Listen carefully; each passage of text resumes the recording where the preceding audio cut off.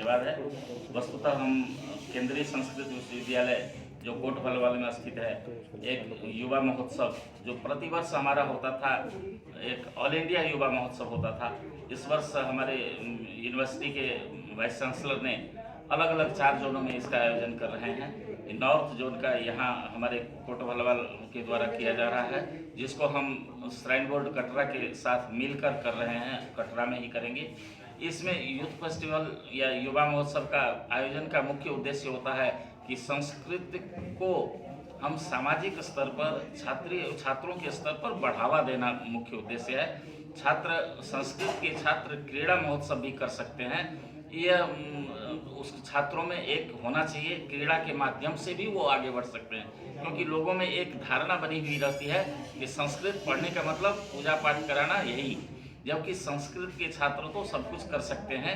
और नई शिक्षा नीति में भारतीय ज्ञान परंपरा को महत्व दिया गया है, और भारतीय ज्ञान परंपरा संस्कृत के बिना संभव नहीं है, क्योंकि जितने भी ज्ञान विज्ञान है संस्कृत में निहित है। इस युवा महोत्सव को 20 तारीख से 22 तारीख तक वहाँ किया जाएगा, जिसमें शैक्षिक स्पर्धाएं, सांस्कृतिक स्पर्धाएं और क्रीड़ा स्पर्धाओं का आयोजन होगा। इसमें प्रायः हमारे इस जोन में उत्तर प्रदेश, हरियाणा,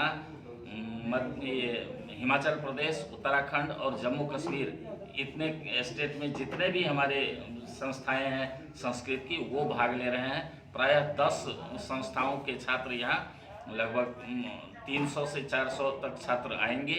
उनके विभिन्न प्रतियोगिताओं का आयोजन होगा, और इस तरह से इसमें क्रीड़ा, इसके बाद इसमें जो विजेता छात्र होंगे वो ऑल इंडिया खेलने के लिए जाएंगे, और ऑल इंडिया लेवल पर भी इस प्रतियोगिता का आयोजन होता है।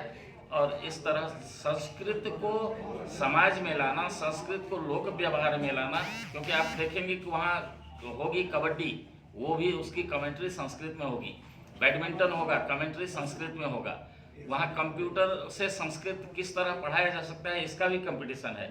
संस्कृत नृत्य भी होंगे, नृत्य कंपटीशन है। संस्कृत गीत कंपटीशन है।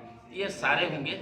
इस कार्यक्रम का उद्घाटन हमारे माननीय जम्मू कश्मीर के उपराज्यपाल जी मनोज सिन्हा जी करेंगे 20 तारीख को, और ये 3 दिनों तक क्रीड़ा स्पर्धाएं होती रहेंगी, जो वहाँ कटरा में ही होंगी। कुछ प्रतियोगिताएं हम रियासी में भी कर रहे हैं। तो इसका तात्पर्य यह है कि हम विभिन्न जगहों में अपने परिसर के अतिरिक्त अन्य जगहों पर कर रहे हैं, तो वहाँ के स्थानीय लोग भी संस्कृत से जुड़ सकें, और इस तरह से संस्कृत सबके मन में आए, यही उद्देश्य है। धन्यवाद।